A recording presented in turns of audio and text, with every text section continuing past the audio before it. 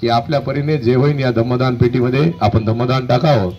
आमच्या long march मध्ये पहिल्या दिवसापासून असलेले व धरणे आंदोलन जे परभणीमध्ये झालं, सोमनाथ सूर्यवंशी यांच्या बलिदानाचा न्याय मागण्याचं धरणे आंदोलन झालं, त्यामध्ये पहिल्या दिवसापासून असलेले आमच्या सोबत आज 53वा दिवस आहे। परभणी जिल्हा आंबेडकर चळवळी सोबत लॉंग मार्च सोबत सातत्याने असणारे महाराष्ट्रातील आंबेडकर चळवळीतील युवा नेते, अंबाजोगाईमध्ये आंबेडकरी समाजाचं काम करणारे, ज्यांना आम्ही भावी आमदार म्हणतो, असे आंबेडकरवादी युवा नेते, सन्माननीय संविधान रक्षक ज्यांना म्हणून ओळखले जाते असे स्वप्नीलभाऊ ओहोळ यांना विनंती करतो की लॉंग मार्चच्या 14व्या दिवशी आपण बोललं पाहिजे। क्रांतिकारी जय भीम।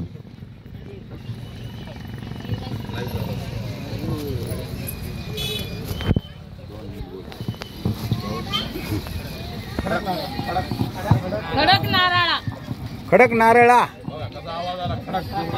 खडकावानीच आहे। साथियो, खडक नारळामधील गावकऱ्यांना मी सांगू इच्छितो कि लॉन्ग मार्च तो बहाना है, लेकिन संविधान रक्षक बाबा विजय वाकोडे और सोमनाथ सूर्यवंशी को न्याय दिलाना है। खडक नारळा गावातल्या माणसांना कदाचित तेवढी कल्पना नसेल की हा संविधान रक्षक सोमनाथ सूर्यवंशी ज्या पद्धतीने त्याचा या प्रशासनाने परभणी पोलीस प्रशासनाने त्याचा मर्डर केला, दत्ता पवार जो संविधानाची प्रतिकृती ज्या ताकदीने त्याची अवहेलना करतो, हे महाराष्ट्र सरकार पोलीस प्रशासन त्या दत्ता पवारला दवाखान्यामध्ये चांगली ट्रीटमेंट देतं आणि एकीकडे आपला सोमनाथ सूर्यवंशी विजय बाबा वाकोडे ज्या पद्धतीनं मेंटली टॉर्चर करून या प्रस्थापितांनी कूटनीती, झूटनीती, ब्रुटल नीती वापरून आपल्या आंबेडकरी चळवळीला नेस्त नाबूद करण्याचं जे षडयंत्र चालू आहे, या लोकांनी सोमनाथ सूर्यवंशीला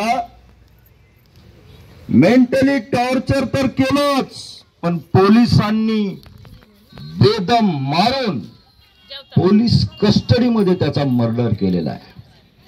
आणि दत्ता पवारला चांगली ट्रीटमेंट, चांगलं जेवण, औषधोपचार, मला तुम्हाला ही घटना याच्यासाठी मी परत तुम्हाला सांगतोय की ही सिस्टीम आहे, ही सिस्टीम हा महाराष्ट्राचा जो मुख्यमंत्री आहे देवेंद्र फडणवीसच्या हातून चालत आहे।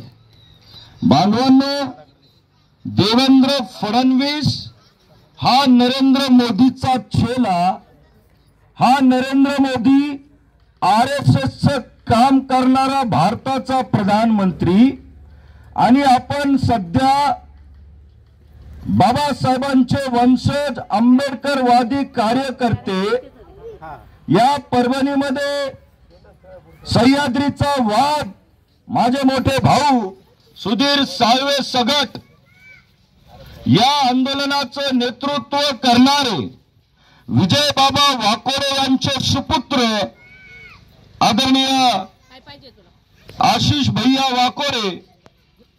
बांधवांनो, मला तुम्हाला एवढंच सांगायचंय की हा लॉंग मार्च आपला आंबेडकर वाद जिवंत आहे हे दाखवण्यासाठी आहे। आम्ही न्यायासाठी मरू। बाबासाहेब आंबेडकरांनी आपली 4-4 लेकरं कुर्बान केलेली आहेत, तरी कुठं कणले नाहीत, कुठं रडले नाहीत। त्याच पद्धतीने हा योद्धा आशिष भैया वाकोडे आणि ही समस्त महिला क्रांतिकारी टीम परभणी टू मंत्रालय मोठ्या ताकदीने निघालेली आहे। सुधीर सरांनी आता सांगितलं आम्हाला, आम्ही एक टायमाचं जेवण नाही केलं तरी चालेल, परंतु त्या गाड्यांमध्ये तरी आम्हाला थोडं पेट्रोल पाणी टाकावं लागतं। त्यामुळे बांधवांनो, माझ्या माईकच्या माध्यमातून ज्यांच्यापर्यंत माझा आवाज पोचतो या गावकऱ्यांपर्यंत परिस्थिती फार अवघड आहे. त्या परिस्थितीचं मी या माईकच्या माध्यमातून जर सोशल मीडियापर्यंत माझा आवाज पोहोचत असेल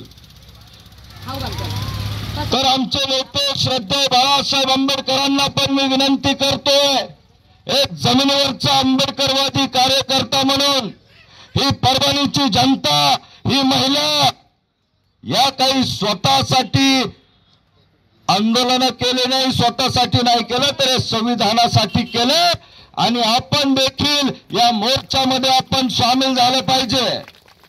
लहान तोंडी मोठा घास घेतो साहेब, पण माझी आपणाला विनंती आहे, एक जमिनीवरचा मुसद्दी आंबेडकरवादी कार्यकर्ता म्हणून श्रद्धेय बाळासाहेब आंबेडकर आपण देखील या मोर्चाची ताकद वाढवावी. आमचे नेते तुम्हीच आहात, पण या न्यायासाठी ज्या मुलाला ज्यांनी घातपात केला 32-33 दिवस त्यांनी आंदोलन परभणीमध्ये केलेलं आहे आणि आजचं आपलं आंदोलन हे या महाराष्ट्रातल्या लोकांना वाटत आहे की आपली आंबेडकरवादी चळवळ फुटेरे वेगवेगळे काम चालू आहे. पण या दलाल हरामखोर जात्यांध लोकांना आम्ही सांगू इच्छितो, देवेंद्र फडणवीस तू फक्त बाळासाहेबांचं आदरणीय बाळासाहेब आंबेडकर म्हणून नाव घेतोच, जनतेला उल्लू बनवतोच आणि आज तागत आजपर्यंत त्यांना तू न्याय देत नाहीयेस, हे आज सिद्ध झालेलं आहे. बाळासाहेब आंबेडकरांना पण मोर्चा द्यायची आज परभणीमध्ये जिम्मेदारी का पडली? आज त्यांना तिथं मोर्चा घ्यायला भाग पाडणारा पण परभणीतल्या जनतेला भाग पाडणारा पण एकमेव रानबोका आहे, तो या महाराष्ट्राचा मुख्यमंत्री देवेंद्र फडणवीस. अरे प्रकरण घडले कोणामुळे? दत्ता पवारला तुम्ही त्या ताकदीने अटक केले का? त्याच्यावर गुन्हे दाखल केलेत का? त्याला पनिशमेंट तुम्ही करतायत का? या सगळ्या गोष्टी राहिल्या दूर आणि तुम्ही या दोन्ही. दुसरी गोष्ट सांगतो, बीड मधला संतोष देशमुखला ज्या ताकदीनं काही अंशी न्याय भेटला, परंतु वाकोडे फॅमिली आणि सोमनाथ सूर्यवंशीची फॅमिली यांना फक्त पैसे देऊन विकत घेण्याची भाषा केली जाते. अरे आम्ही काय जनावर आहोत का देवेंद्र फडणवीस? आम्ही जनावर नाही, आम्हाला न्याय पाहिजे. 5 लाख देतो, 2 लाख देतो, 10 लाख देतो, 2 कोटी देतो. म्हणजे आंबेडकर वाद्यांना तुम्ही पैशामध्ये जसं तुम्ही इलेक्शनच्या काळात जनावर विकत घेता, त्या ताकदीनं तुम्ही आमच्या बोली लावतात. बाळासाहेबांपर्यंत या व्हिडिओच्या माध्यमातून माझा आवाज गेला पाहिजे. साहेब आम्ही झुकणार नाही आहोत, आम्ही तुमच्याच पाठीशी आहोत, पण याला न्याय देण्यासाठी तुम्ही या जो आपला आक्रोश आणि किंचाळ्या घेऊन विजय बाबा वाकोडे यांचा सुपुत्र आशिष भैया ज्या ताकदीनं स्वतःचं रडू डोळ्यामध्ये आठवून जो चलत आहे, याच्याकडे पण तुम्ही कॉन्सन्ट्रेट करावं, लक्ष द्यावं. या महिला अटॅक येऊन पडत आहेत, रस्त्याने चालताना पायाला फोड येतात आणि या सगळ्या गोष्टीचा मी स्वतः आय विटनेस आहे. त्यामुळं या सोशल मीडियाच्या माध्यमातून वंचितच्या प्रत्येक कानाकोपऱ्यातल्या कार्यकर्त्याला देखील माझी विनंती आहे की आम्ही कोणत्या प्रस्थापित लोकांना नेतृत्व स्वीकारून येत नाही आहोत, तर जमिनीवर ज्यांनी काम केलं विजय बाबा वाकोडे यांचे सुपुत्र आशिष भैयांसोबत आम्ही निघालेलो आहोत. आम्ही कोणत्याच मनुवाद्यासोबत नाही आहोत, एवढं या माध्यमातून सांगतो आणि आपणा सर्वांना विनंती करतो की बघा, संघर्ष मोठा आहे. बोलणं एक आणि वागणं एक.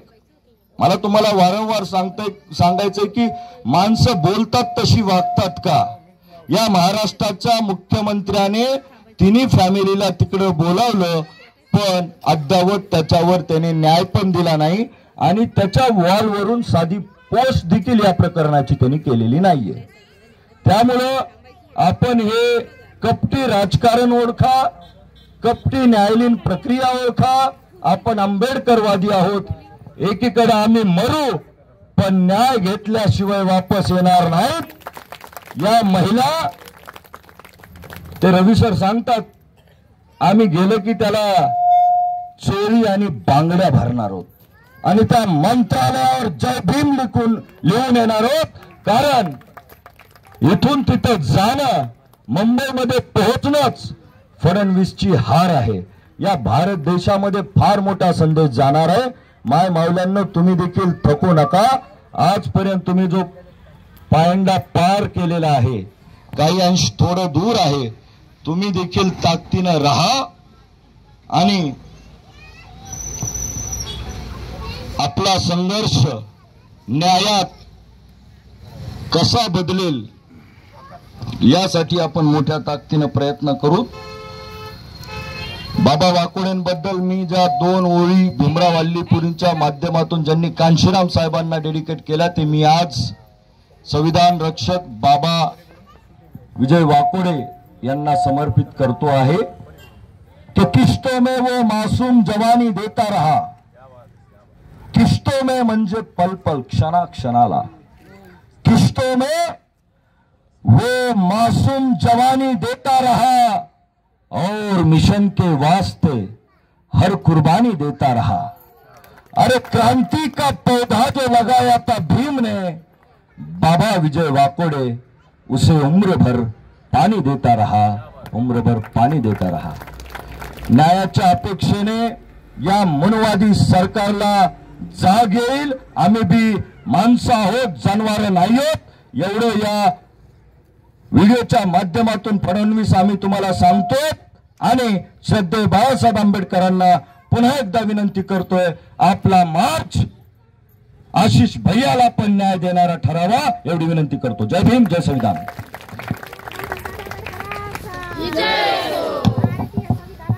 विजय असो. परभणी जिल्हा आंबेडकर चळवळीच्या वतीने निघालेला रमाईंच्या लेकींचा, सावित्रीच्या लेकींच्या, भीमाईंच्या लेकींच्या लॉंग मार्चचा आज 14वा दिवस आहे. आणि आज खडका नारळा येथील खडक नारळा येथे आल्यानंतर आमच्या सोबत या लॉंग मार्च मधून मध्ये पायी मंत्रालय मुंबई येथे जाण्यासाठी मुंबई येथून आमच्या सोबत जुडलेले दलित पॅंथर नामदेव ढसाळ साहेबांच्या पत्नी सोबत काम करणारे नामदेव ढसाळ साहेबांची पत्नी मल्लिकाताई ढसाळ व दलित पॅंथरचे बाळासाहेब पडवळ यांचे कार्यकर्ते, आंबेडकरवादी युवा नेते सन्माननीय आतिश भैया ससाने यांना विनंती करतो की आपण लॉंग मार्चच्या 14व्या दिवशी बोललं पाहिजे. सर्वांना